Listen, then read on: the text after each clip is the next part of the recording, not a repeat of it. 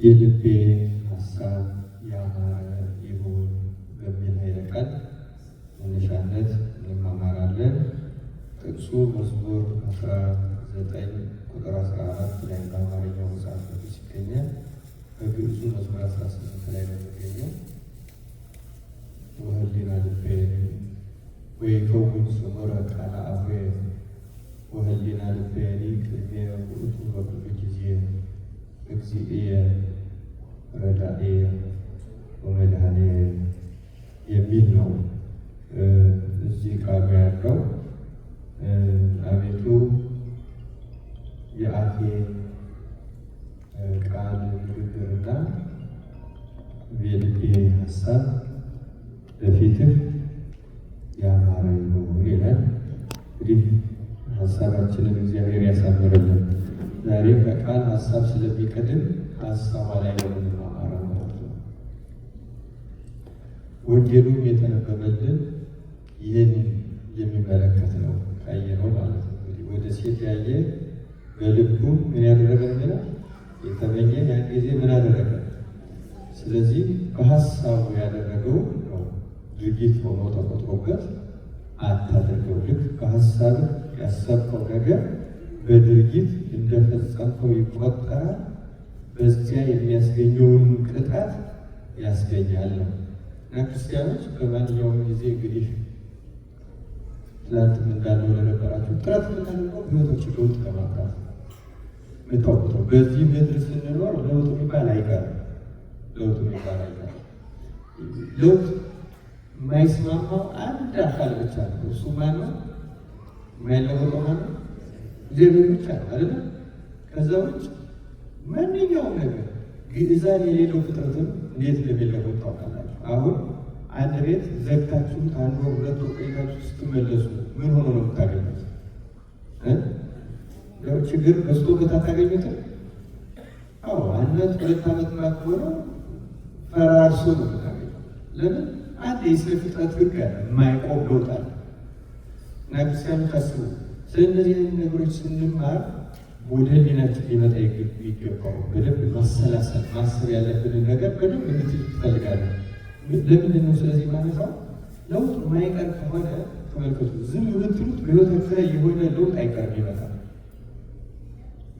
እና ያ ለውጥ የማይቀር ከሆነ እኛ የማንፈቅደው የማንፈልገው የማናስበው ለውጥ ይዞን ከሚሄድ እኛ አስበን ብንለወጠው ነገር ገብቷችኋል አይደል?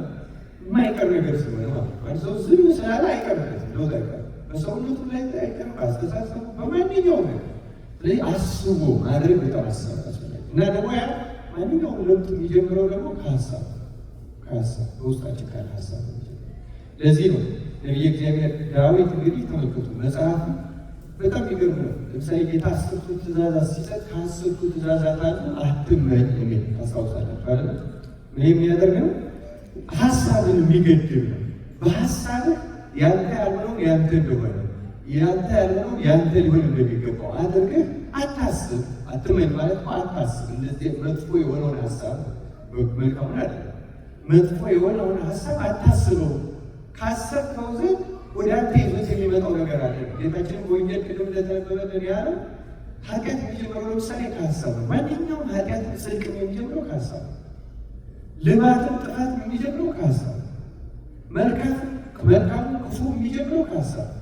እና አሁን ሀሳብ ቀላል ይመስልን ይችላል። እንዲያው ስናየው አንዳንድ ጊዜ ሀሳብ እንዲያው በሰዎች ህይወት ውስጥ ከድርጊት በላይ ተጽዕኖ አድርጎ እናገኛለን። ከድርጊታቸው ላይ ምሳሌ ለትምህርታችን መነሻ ከድርጊት በላይ ሀሳብ ምን ያህል ተጽዕኖ እንደሚያደርስ የሁለቱ ሰዎች ታሪክ በማነጻጸር መንገር ይችላል። የማንና የማን? የሙሴንና የይሁዳ። ሙሴ እንደምታውቁት በፈርዖን ቤት ካደገ በኋላ ልጅቱ ከባህር አንስታ የኔ ልጅ ነው ብላ አሳድጋው፣ ታሪኩ ረጅም ስለሆነ የምናጠርቀው ብዙዎቻችሁ ስለምታውቁት፣ ካሳደገችው በኋላ አንድ ግብፃዊ አንድ ዕብራዊ ወገኑ ሲበድል አይቶ ለምን ልጅ ታደርግበታለህ ሲል ያው በትዕቢት ሲመልስለት ሙሴ ሰው ነው፣ ለማንኛውም ሰው ይበሳጫል። ተበሳጭቶ ሰው መታው። ሲመታው እጁ ጠንካራ ፈጣማ ወደ መስራት የምታገኝ አባቶች ስለነበረ ሞተበት። ያሰ ግን ሲመጣው ለመግደል አለ። ይሄ ነው ለመገላገል ነው። ሲጀመርም ይሄ ነው ለመገላገል በወንድሙ ላይ የሚደርሰውን ግፍ ለማስቀረት ነው። ይሄ ያለ አግባብ አትበድለው፣ ክፉ ነገር አታድርግበት ለማለት ሄደው ግን ሲበሳጭ መጣው ሞተበት። ከዚያ በኋላ ጠፋ። ምድያም 40 ዓመት ኖረ። 40 ዓመት በኋላ እግዚአብሔር ጠራው። እስራኤልን ነፃ እንዲያወጣ እግዚአብሔር ሾመ። ከዚያ ከጠራው በኋላ 10ቱ ትእዛዛትን ሲሰጥ ከ10ቱ ትእዛዛት አንዱ አትግደል የሚል ታውቃለህ። አትግደል የሚለውን ጨምሮ 10ቱ ትእዛዛትን ለመቀበል በእግዚአብሔር ጣቶች የተሰሩትን ጽላቶችና 10ቱ ቃላት የተጻፉትን ጽላቶች ለመቀበል እስራኤልን መርጦ ከነዓን ለማውረስ ለመሪነት የተጠራው ሙሴ ወደዚህ እግዚአብሔር እንዲመርጠው ያደረገው ተመልከቱ፣ ከገደለ በኋላ እግዚአብሔር መግደሉ ሳይሆን የያዘበት ሀሳቡ ነው ያለ። መግደሉ ኃጢአት ነው፣ ስህተት ነው። ደግሞ ተቀጥቷል። በመግደሉ እኮ ተቀጥቷል። ለምሳሌ ክህነት ያልተቀበለው ስለገደለ ሙሴ መስፍን ነው ካለ፣ ምክንያቱም ክህነት የደም አፍሳሾች ስለሆነ ደም ማፍሰስ ተግባር ውስጥ የሚሳተፉ በሙሉ ክህነት አይገባው። በተለይ በአዲስ ኪዳን በብሉይ ኪዳን የመስዋዕቱን ደም ነው ካህን የሚነካው። በአዲስ ኪዳን ደግሞ የሚቤዥ ደም ይነካል እንጂ የክርስቶስን ደም ይነካል እንጂ ካህን የግፍ ደም አይነካም። እንኳን የሰው ደም የእንስሳ ደም ቅስና ከተቀበለ በኋላ አንድ ካህን እንስሳ ማረድ ሁሉ አይችልም፣ የተከለከለ። ዲያቆናት ነው በግብ ምንም እንደዚህ መባረክ ይችላል። መጀመሪያ የተሾመው ለማዕድ ስለሆነ ጥንተ ታሪኩን ለማለት ነው። ተልእኮ በብቻ ነው ማለት አለ። ግን በስነ ስርዓት መውሰድ ያለብን ቅስና ምን ያህል የከበረ እንደሆነ የምንበላቸው አርደን እንድንበላቸው የተፈቀዱ እንስሳት አሉ። እነሱ እንኳን ማረድ አይችልም። በእጁ ደም መፍሰስ ደማዊት ነፍስም እንኳ ሳይቀር በእጁ መጥፋት የለበትም። ካህን ንጹሕ ክቡር ልዩ መድረስ መነካከት። ስለዚህ ሙሴ ያልተሾሙ በዚህ መሰረት አሮን ክህነት ተቀብሎ ሙሴ ምስፍና ብቻ ተሾሞ የቀረው በመሰረቱ በዚህ ሰው ሞት ምክንያት። እግዚአብሔር ከዚህ ያለው ነገር ሁላችንም በቸርነቱ ይጠብቃል። ትልቁ ነገር ግን ሀሳብና ድርጊትን ለማነጻጸር ነው። ይሁዳን ባጭሩ ልናገር። ይሁዳ ጌታን አሳልፎ የሰጠው ምን በማድረግ ነው? መልሱልኝ። ምን በማድረግ ነው? በመሳም አይደለም። መሳም መጥፎ ነው ስናየው መጥፎ ነው። መሳም አይደለም። ድርጊቱ መጥፎ አይደለም። ይህን ለመናገር ለምትሰቃቃላችሁ መጥፎ አይደለም አይደለም። ግን ሀሳቡ ከመሳሙ ጀርባ ያለው ሀሳብ ምን ነበር? እምሰማው ክርስቶስ እርሱ ነውና ምን አድርጉት ያለ ያዙ። ስለዚህ መሳሙ አይደለም ችግሩ። መሳሙ አዝሮት የመጣው ሀሳብ ነው። አሁን ሙሴንና ይሁዳን በድርጊትና በሀሳብ እናነጻጽራቸው። የሙሴ ድርጊቱ መግደል ነው። የይሁዳ ድርጊቱ መሳም። ስልክ ድምፅ የሚያሰማበት ሰው አለ እና አሁን ለሁላችን ማሳሰቢያ ያለ ድምፅ አልባ ማድረግ እንችላለን አለ። ድምፅ አልባ ማድረግ ያልቻለ ሰው በኋላ ለዘላለም ድምፅ አልባ እንድናደርግለት ስልክ ልንወስድበታለን ማለት ነው። እዚህ ያለ አደራችሁ እንደ ጫማው ማውለቅ ልመዱ ታብራችሁ ይረሳል። ካለ ግን ልምድ ካረጋችሁ ታይረሳል። እና የሙሴና የይሁዳ ድርጊት ነው የምናነጻጽረው። ድርጊቱ የሙሴ መግደል ነው። የይሁዳ ምንድን ነው? መሳም። ሀሳቡን ስናይ ግን የሙሴ የሚበድል ሰው መርዳት ነው። የይሁዳ ደግሞ ንጹሕ የሆነ ሰው መጠቆም ነው። ንጹሕ የሆነ የባህሪ አምላክን መጠቆም አይደለም። ስለዚህ ተመልከቱ፣ ሙሴን ነፃ ያወጣው ይሁዳን የጎዳው ድርጊቱ ነው። ሙሴ ለምሳሌ ለሹመት ያበቃው ድርጊቱ ነው። ሀሳቡ ነው። ሀሳቡ አይደለም። የሙሴ ሀሳቡ ለአንድ ሰው ላይ ለሚደርስ ግፍ ተቆርቆ ይሄ ካደረገ አእላፍ በእስራኤል ላይ ቢሾመው ነፃ ያወጣቸዋል። ሀሳቡ ለአንድ ሰው መቆማሽ ነው። ድርጊቱ በጣም አደገኛ ድርጊት ነው። ሙሴ ተመልከቱ፣ በሕይወታችን ውስጥ ከአንዳንድ ድርጊቶቻችን ይልቅ ሀሳቦቻችን ለዘላለም ሊያስረግዱንም ይችላሉ፣ ለዘላለም ነፃ ሊያወጡ ይችላሉ። ይሁዳ ነፃ ገደል የከተተው ሀሳቡ ነው። ድርጊቱ ነው። ለዚያ ነው ተመልከቱ፣ አሁን ጸልዩ በእንተ ሰላመ ፍቅር ዲያቆኑ ሲለን ታሉ ብሎ በመላእክቱ ይልና በአማህ ምን ይላል? ቅድሳት እነ ይሁዳ ሽንገላ በሌለባት፣ ተንኮል በሌለባት፣ አሳልፎ መስጠት በሌለባት፣ ሰላምታ ከሰጡ በኋላ መናቅ ማነወር በሌለባት በተቀደሰችው ሰላምታ ምን አድርጉ? ሰላም ተባባሉ። ቅድመ ቁርባን ናት ክርስቲያኖች። ያቺ ሰላም በውስጡ የሌለችው ሰው ስለሆነም ሊቀበል አይችልም። ከፍሬ ቅዳሴ በፊት የሚባለው ለዛ ሰላም ተቀላል ነገር እና የሁለቱ ሰዎች ስናየው ሀሳባቸው ሀሳብ ከድርጊት በላይ ወሳኝ ክርስቲያኖች ድርጊት የሚመሰረትበት ነው። በተለይ ደግሞ ድርጊትና ሀሳብ ሲቃረን ክርስቶስ ሀሳባችንን ይመስላል። ስለዚህ ሀሳብ በለውጥ ህይወታችን ውስጥ በህይወታችን ለውጥ ለማምጣት ሀሳባችንን ልቡናችን ነው መመርመር ያለን። ደጋግመን እናየዋለን። መጽሐፍትን ስናያቸው ከልቡና ጋር የተገናኙ ናቸው። መቼም እነዚያን ቀስ እያላችሁ ሰው ስትሰሙት የኖራችሁት ነው። ግን ደግሞ ቀስ እያላችሁ እያሰላሰላችሁ ስትሄዱ እውነቴን ነው የምነግራችሁ መረዳት ወደ ልባችሁ እየገባ መሰረት እየያዘ ልክ እንደ ህንፃ መሰረት የእግዚአብሔር ቃል መሰረት እየያዘ መረዳት መሰረት እየያዘ ሲል ለውጥ ቀስ እያለ እግዚአብሔር እንደዚያ ያደርግልባቸው እና ክርስቲያኖች በመሰረቱ የምንማርበት መሰረታዊ ምክንያት ሀሳብ በጣም መሰረታዊ ነው። ይሁዳ ነፍሳት ከወጡባት ከሲኦል ብቻው የወረደው ሀሳብ ይሁዳ በሀሳቡ በተደጋጋሚ በድሏል። ዛሬ ወደዚህ አካባቢ እንዲያውም ራሱ ወደኋላ እናየዋለን። ለመሳቱ ምክንያት የሆነውን ራሱ ቅዱስ ወንጌል ሲናገር ዮሐንስ ወንጌል ምዕራፍ 12 ላይ በእውነቱ እንዲህ የሚል ቃል አለ። ዮሐንስ ወንጌል ምዕራፍ 13 ላይ ነው ቁጥር 2 ላይ እራትን ሲበሉ ይላል እግዚአብሔር ቃል። እራትን ሲበሉ ዲያብሎስ በስምዖን ልጅ በአስቆሮቱ በይሁዳ ልብ አሳልፎ እንዲሰጠው ሀሳብ ካገባ በኋላ ይላል። ምን ካስገባ በኋላ ነው? ስለዚህ ሰይጣን ወደ ልቡናችን ምን ያስገባል ማለት ነው? ቀስ ብሎ ሀሳብ ያስገባል። መጽሐፍተ መነኮሳትን ስናይ ሰይጣን መጀመሪያ የሚያደርገው ሀሳብ ማስገባት ነው። ወደ መነኮሳት ወደ ማንኛውም ሰው የሚያደርገው ይህ ነው ነገራችን እና ምናስብ ብልህ የሆን ያልገባን ነገር የገባን ያልተረዳነው የተረዳነው እያስመሰለ ሀሳብ ያስገባል። ለምሳሌ የይሁዳ ልቡና ውስጥ ምን ሀሳብ ያስገባ ይመስላችኋል? ሰይጣን ምን ያስገባ ይመስላችኋል? ወደ ይሁዳ ልቡና ያስገባት ሀሳብ ሊቃውንት እንደሚናገሩት አስገራሚ ነው። ይሁዳ ምንድን ነው ያሰበው? ከዚያ በፊት በነበረ ሕይወቱ ከጌታ ጋር ሲኖር የሚያውቀው እውቀት አለ። ያ እውቀት ምንድን ነው? ጌታ አይሁድ ሊይዙት እየመጡ 2 ጊዜ ተሰውሯቸው ሲሄድ አይተዋል።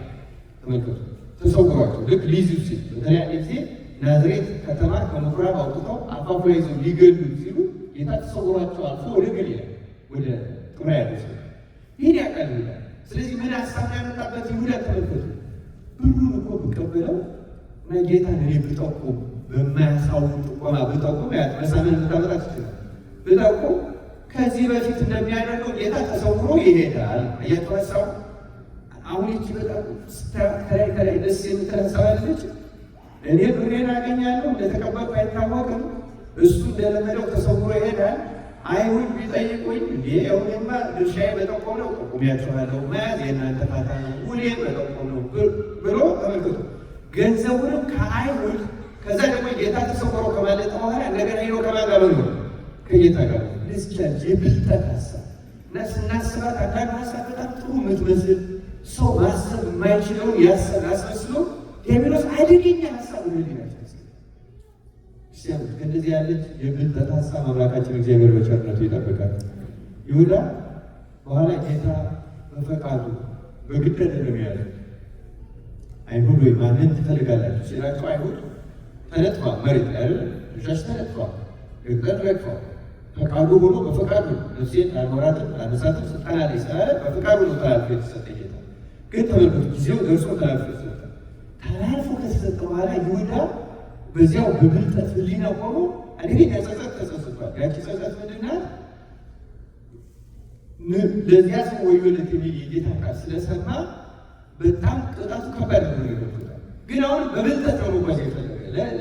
አንድ ሰው ለጽድቁ እንኳን በብልጠት ያስሰዋል። ጽድቁን እንኳን በረከት የሚያገኝ በብልጠት በእውነተኛ ንስሐ ይሁዳ ቀድሞ ወደ መታረቅ ሄደው ነፍሳትን እንደሚያወጣ ሲማር ነው ነፍሳትን እንደሚያወጣቸዋል ጌታ። ስለዚህ ጌታ ከቀደመ ኃጢአቱ ይቅር ብሎ ለደቀ መዝሙርነት እንደበቃው ስለሚያውቅ አሁንም ቀድሞ ታንቆ ሞቶ ሲኦል ቢያገኘው ጌታ ትቶት እንደማይወጣ አስበው በብልጠት ሰይጣን እንዲያላሳ የብልጠት ሀሳቡ ደጋግሞ ይመጣለት ነበር። ይሁዳ ከሐዋርያት አንዱ ነው የነበረው። በአስራት በኩራት ላይ የተሾመ ነው። ሁለት አድርጎ ሲልካቸው አብሮ ወጥቶ ታምራት ያደረገ ነው። አጋንንትን ያወጣል። ልብስ ያነሳ ነው። ክርስቲያኖች ቀላል እንዳይመስላችሁ እውነት ለመናገር ማለት ግን እዛም እየሆነ ከጌታ ጋር ሆኖ ግን አንዳንድ ሰው እንዴት አይነት ዲና እንደሚያመጣብን ሰይጣን ምን ያህል ክፉ ተዋጊ መሆኑን የምታው ሁሉም በሚያውቅ ጌታ ላይ ሰው እንዴት ብልጥ ነው በሀሳብ ለመብለጥ ቤት ይጥራል። እንዴት እንደዛ ይሆናል? እግዚአብሔር እንደዚህ ያለው ህሊና ያደረገልን እግዚአብሔር በተአምራት ገስጾታል። እድሉ ሰጥቶታል። የንስሐው ዛፋት ታለቃለሁ ሲል ይህ ተረት አለ የምንናገረው። ይሁዳ ለጴጥሮስ እንደወደ ምን አድርግ ያለችው ንስሐ ግባ። ይሁዳ ያለ ሶስተኛው ተሰቃለችው። ወዲያው አልሞተ፣ ታሞ ሰነበተ። አንጀቱ ተናውጦ ተዘረገፈ።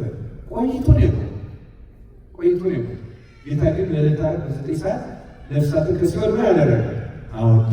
ነፍሳት ከወጡ በኋላ በጸዳች ሲኦል በተመረመረች ሲኦል ይሁዳ ብቻውን ወረደ። ለዚህ ከመሆኑ እግዚአብሔር ያጠብቃል። ሀሳብ እንደዚህ ያደርጋል። ክርስቲያኖች ሀሳባችንን መመርመር፣ ሀሳባችንን ማየት ያለ አንዳንድ ነገሮች ሲሆኑ ምንድን ነው ምናስብ ስለሚሆኑ ነገሮች ስለማንኛውም ነገር ማድረግ ስለምናስበው ስለምናቀደው ስለ መንፈሳዊ ነገር ስለ ስጋዊ ስለ ሕይወታችን ስለ ትዳራችን ስለ ስራችን ስለ ጎጆቻችን ስለ ቤተሰቦቻችን ስለ ሀገራችን ስለ ማንኛውም ነገር ሀሳባችን ንጹህ ነው አይደለም? እግዚአብሔር ደስ ያሰኛል ያስኮንናል አያስኮንንም? አንድ ክርስቲያን ይመስላል ሀሳባችን ትክክል ከሆነ ይገርማቸዋል ክርስቲያን። እዚያ በኋላ ዘሩ ጥሩ ከሆነ ተክሉ ምን ይሆናል? ዘዘራ ሰብ ያደርገዋል። ቅዱስ ጳውሎስ ሰው የሚተክለው ነገር ነው የሚበቅልለት፣ የዘራው ነገር ነው የሚያጭደው መልሶ። እኛም በሀሳባችን የዘራነው ነው በሰውነታችን መልሶ የሚበቅለው የሚታጨደው የሚያስኮንንን የሚያጸቀቅ በእውነት እግዚአብሔር አምላክ ለሁላችን ማስተዋሉን ያደለን። እንግዲህ ሀሳብ ስለ ሀሳብ አንዳንድ ጥቅሶችን ከመጽሐፍ ቅዱስ ላነብላችሁና አንዳንድ ታሪኮችንም እንዲሁ አነሳለሁ። እንግዲህ ጌታ ወንጌል እንደሰማችሁት እንደዚህ ነው ያደረገው። የለውጥ መጀመሪያ ሀሳብ ነው ብለናል። ታስታውሳላችሁ? የሉቃስ ወንጌል ምዕራፍ 15 ላይ የጠፋው ልጅ ታሪክ መመለሱ ሲጀምር ከልቡ ነው። ወደ ልቡ ምን ያደረገ ነው? ወደ ልቡ ተመለሰ። ለውጥ የሚጀምረው ከየት ነው? ወደ ልብ ከመመለስ። አሁን መጽሐፍት ብንመለከታቸው የቅዱሳን ገድሎች ብናይ በሙሉ ከልብ ሀሳብ ጋር በጥልቀት ነው እና መጽሐፍት የሚመክሩን የሚያስታውሱን በሙሉ ሀሳባችን መቆጣጠር ላይ ነው። አምላካችን እግዚአብሔር ራሱ እንዲሁ ለእግዚአብሔር ቤት በምናስበው መልካም መስሎ በምናስበው ነገር እንኳን አንዳንድ ጊዜ ሀሳባችን ቤተክርስቲያን ብለን ታውቃላችሁ። አሁን ቤተክርስቲያን አካባቢ እንጋጫለን። ይሄ ለአዳም ልጆች ሁሉ ማይቀር ነገር ነው። እውነቱ ለመናገር እንደ ድንቅ እንደ ብርቅ ማየት የለብንም።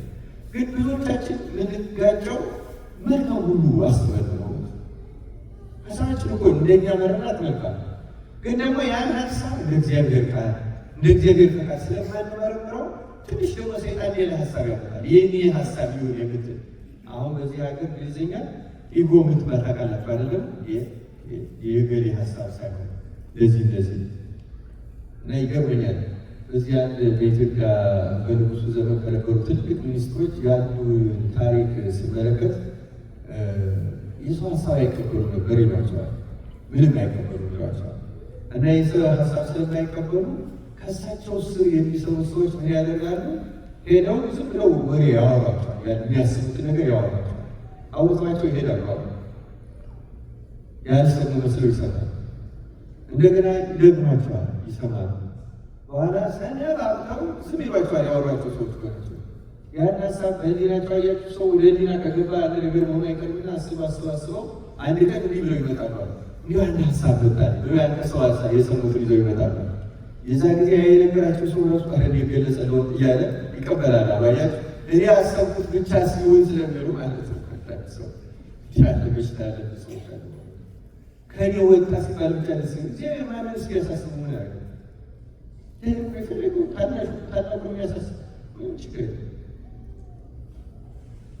ታዲያ ሀሳባችሁ እንደዚህ ስለሚያስቸግር በነቢዩ በኢሳይያስ አድሮ እግዚአብሔር ምን አለ?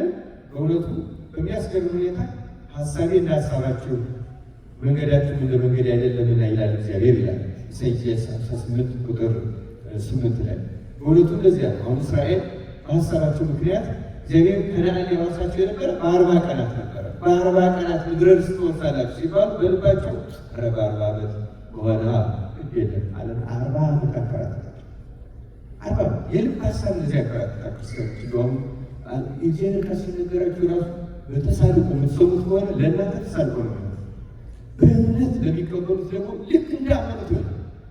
የማይገባ ቁም ነገር ያላለ ሰውን አስደሳለሁ ብቻ ብሎ የሚናገር ሰው እንኳን ቢሆን የሰውየው ንግግርና አስመሳይነት ይተዋውና ለእናንተ ግን እግዚአብሔር እንደምታውቃለ እንደምናምን ያደርጋል። እግዚአብሔር እንደምናምን እንደ ልቡናችን ሀሳብ ያደርጋልና የልቡናችንን ሀሳብ መመርመር መፈተሽ በጣም በጣም አስፈላጊ ነው።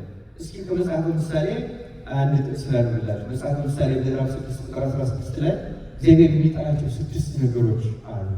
7ኛውንም ነፍሱ አጥብቃ ትጸየፋለች ይላል። እነዚህን ሲዘረዝር እኔ የሚል ቃል አለ። ትዕቢተኛ ዓይን ይላል። እግዚአብሔር በጣም ይጠላቸው ትዕቢተኛ ዓይን። አሁን ዓይን እንዴት ነው ትዕቢተኛ የምትሆነው? ለብቻዋ ትዕቢቱ እኮ የሰውየው ነው። ገብቶናል አይደለም? ግን ሰውን ከፍ ዝቅ አድርጎ መመልከት ማለት ነው ትዕቢተኛ ዓይን። በጣም ይገርማል። ሐሰተኛ ምላስ፣ ንጹሕ ደም የምታፈስ እጅና 4ኛው ይላል ክፉ ሀሳብን የሚያበቅል ልብ። እግዚአብሔር በጣም ከሚጠላቸው ነገሮች ክፉ ሀሳብ የሚያበቅል ልብ እግዚአብሔር በጣም ይጠላል። ሀሳባችንን ክፉ እንዳይሆን አምላካችን እግዚአብሔር በቸርነቱ ይጠብቃል። ማቴዎስ ወንጌል ምዕራፍ 15 ላይ ደግሞ ከአፍ የሚወጣው ግን ከልብ ይወጣል፣ ሰውንም የሚረክሰው ያ ነው ይልና ከልብ ክፉ ሀሳብ ይላል። ከልብ ምን ይወጣል? ክፉ ሀሳብ፣ መግደል፣ ምንዝርነት፣ ዝሙት፣ መስረቅ፣ በውሸት መመስከር፣ ስድብ ይወጣል። እነዚህ ሁሉ የሚወጡት ከየት ነው? ማመንዘር ድርጊት ሆኖ ይገለጻል። ግን የሚወጣው የሚጀመረው የሚጸነሰው የሚያለው የሚብላለው ልብ ውስጥ እና የልብ ሀሳብ ያማረ ይሁን ሲል ቅዱስ ዳዊት ርዕሳቸው የልብ ሀሳብ ነው። ዋናው ነገር የልብ ሀሳብ የልብ ሀሳብ ጌታ በወንጌል እንደተናገረው ክፉ ሀሳብ ይሆናል። የልብ ሀሳብ ምንዝር ይሆናል። የልብ ሀሳብ ግድል ይሆናል። የልብ ሀሳብ ጥላቻ ይሆናል። የልብ ሀሳብ በውሸት መመስከር፣ መስረቅ ይሆናል፣ ስድብ ይሆናል። የልባችን ሀሳብ ከተስተካከለ ተግባራችን ይስተካከላል። ክርስቲያን ከወንጌል አንድ ሊጨምርና አንዳንድ ታሪኮች ይላል። ሀሳባችን እንዴት ህይወታችንን ሊቀይረው ሰዎችን ወደ ምን አይነት ብቃት ሊወስድ ይችላል የሚሉትን የሚያሳዩ አንዳንድ ታሪኮችን ይነግራቸዋል። የሉቃስ ወንጌል ምዕራፍ 8 ቁጥር 14 ላይ እንግዲህ አሁን ክረምት እየመጣ ነው። የዘሪው ምሳሌ በወንጌል ታውቃላችሁ አይደል? ዘሪ ይዘራውና አንዳንዱ ምን ላይ ወደቀ? መንገድ ዳር። ሁለተኛው ምን ላይ ወደቀ? ጭንጫ ላይ። ሶስተኛው ምን ወደቀ? እሾህ ላይ፣ እሾህ መካከል። አራተኛው መልካም መሬት። መንገድ ላይ ወደቀው ወፎች ለቀሙት። ጭንጫ ላይ የወደቀው በቀለ፣ ስራ ስላልነበረው ደረቀ። ፀሐይ መውጣ ጊዜ ጠወለገ፣ ስርም ስላልነበረ ደረቀ። እሾህ መካከል የወደቀው በቀለ፣ አደገ፣ እንዳያፈራ ግን ኑባንኳ ያዘው ይላል። እሾህ ይህ ጌታ የተረጎመው ነው። እሾህ ምንድን ነው የሚለው ከልብ እና ተመልከቱ። ጌታ እዚህ የሉቃስ ወንጌል ላይ እሾህ በእሾህ መካከል የወደቀ እነዚህ የሚሰሙት ናቸው ይልና መንገዳቸውን ሄደው በሕይወት ዘመን ይላል በሀሳብና በባለጠግነት ምኞት ይታነቃሉ፣ ሙሉ ፍሬ አያፈሩም። ይህን ያለው ጌታችን ያለች ከሆነ እግዚአብሔር ቃል ሁሌ ይዘራል፣ እንሰበካለን፣ እንሰማለን፣ ማድረግን እንፈልጋለን፣ እንጣጣራለን። ብዙ መልካም ነገር ምን ያደርጋለን ይከራለን። ግን ደግሞ ተመልከቱ መልካም ሙሉ ፍሬ ቢያንስ ማፍራታችን ሙሉ ፍሬ ለምን ነው ማናፍራው? ልባችን ውስጥ ባለ የዚህ ዓለም ሀሳብ በተለይ የባለጠግነት ሀሳብ ነገሮቻችን ይታረቃሉ። አሁን ባለጠጋ መሆን አይደለም የተነቀፈው እስከ ባለጠጋ የመሆን ሀሳብ ግን የተነቀፈ ነው። ባለጠጋ የመሆን ሀሳብና ባለጠግነት የተለያየ ነው። ሰው ሰርቶ ባለጠጋ ሊሆን ይችላል። ግን ጌታ ወንጌል እንዳለው ባለጠጋ መሆን በጣም ከባድ ነገር ነው። ባለጠጋ መሆን ቀላል ነው የሚሆነው አንደኛው በጣም በድካም በብዙ ጥረት የሚደረስበት። ሁለተኛው ደግሞ ማጭበርበር የማይጠፋው በብዙ መንገዱ ማጭበርበር አለ። ግን ደግሞ ንጹሐን ባለጸጎች አሉ በመጽሐፍ ቅዱስ የማናውቃቸው በዚህ ምድር ይኖራል። ምንም ዛሬ የሉ ጥንት ነው እንጂ ልንል አንችልም። እግዚአብሔር ያውቃቸዋል እንጂ ይኖራል። ግን ተመልከቱ ባለጠግነታቸው ራሱ ባለጠጋ መሆናቸው አልተነቀም። ምክንያቱም በማግኘት ብቻ ባለጠጎች የሆኑ ሰዎች አሉ። እንደ አብርሃም በመስጠት ባለጸጎች ሆኑ፣ እንደ ዳዊት በፍትህ በደግነት ባለጸጎች ሆኑ። በማግኘት ብቻ ሳይሆን በመስጠት ጭምር ባለጸጎች ሆኑ ብዙ ሰዎች አሉ። እነዚያን እግዚአብሔር ያበረከታቸው ሆነ። ግን ተመልከቱ የባለጠግነት ሀሳብ ግን እንዲሁ ቁጭ ብለን የማግኘት ሀሳብ። አንዳንድ ሰው እንዲሁም መልካም ያስበው መስሎት ይህ እንዲሁ ገንዘብ ቢኖረኝ ይህን ገዳም እንዲያደርገው ነበር፣ ይህን ቤተክርስቲያን እንዲያሰራው ነበር ብላችሁ ታውቃላችሁ? አታውቁም? እንደዚህ አትበሉ ክርስቲያኖች። ክርስቶስ እንደዚህ በማሰባችሁ በጎ ሰዎች አይላችሁ። በነገራችን በእነዚህ ማነው ቢያገኙ እኮ ይሰጡ ነበር የሚል አይምሰላችሁ። እንዲያውም የማይሰጠን እንደማናደርገው ስለሚያውቀው ራሱ ያውቃል። እግዚአብሔር ያውቃል። አንድ አውሎጊስ የሚባል ሰው ነበር እዚህ በስንሳት ማይለተ ጽጌ ላይ የሚነሳ አውሎጊስ ድንጋይ ወፍጮ ወጋሪ ወፍጮ እየወገረ የምግቡን የዕለት ምግቡን አስቀርቶ ይመጸውታል። አባ ዳንኤል የሚባል የበቃ ጻድቅ ግብሩን አይቶ እያደረገ አይ እግዚአብሔር ለማይሰጠው ብዙ ገንዘብ ትሰጠዋለህ፣ ለዚህ ደግሞ ድንጋይ ወቅሮ ለሚሰጠው ደግሞ ትከለክለዋለህ አለና እግዚአብሔር አባ ዳንኤል በጣም ትልቅ ጻድቅ እንዲህ ሲያስብ ጌታ ተገለጸለትና ብሰጠው እንደሚመጸውት ዋስ ትሆነዋል ነው ያ ጌታ ድንጋይ ወቀረ ወፍጮ አድርጎ መለኮሻ የሚባል አለ በሀገራችን። አሁን እናንተ ረስታችሁ ታላለ እዚህ ማገር ቅዱስ አደጉስ ነው ምሳሌ ሙያችሁ ተበተቸታል መለኮሻ ስለጠፋ አለ ዘመናዊ አለ እና ያንን ነው እየሸጠ መለኮሻና ወፍጮ ነው በገጠር ቢዘጋጀው ጊዜያ ከድንጋይ ያችን እየሸጠ ይመጸውት የነበረ ሰው አንተ ሰጥተው ነው ጌታ ያደረገ። ልክ የሚጠራው ድንጋይ ሲፈነቅል ትልቅ ድስት ሙሉ ወርቅ ያገኛል። ድስት ወርቅ አገኘ ተባለው ወይስ ንጉሱ ሰማ፣ ተጠራ፣ ወርቁን አስገባ ተባለ፣ አስገባ፣ ተሾመ፣ በሰረገላ በፈረስ በበቅሎ የሚሄድ ሆነ። ገረድ ደንገጥ ተመደበለት። ማን በዙሪያው ይቀር እንኳን ነዳያን ትልቅ ሰው የማያገኘው ሰው በኋላ እግዚአብሔር ራእይ ያሳየው ለአባ ዳንኤል በድህነቱ የሚጸድቀው ባለጸጋ አድርገህ ልታስኮንነው ነው አለና ተዘቅዝቆ አባ ዳንኤል ስለ አውሎጊስ ነፍስ ሲገረፍ አሳየው።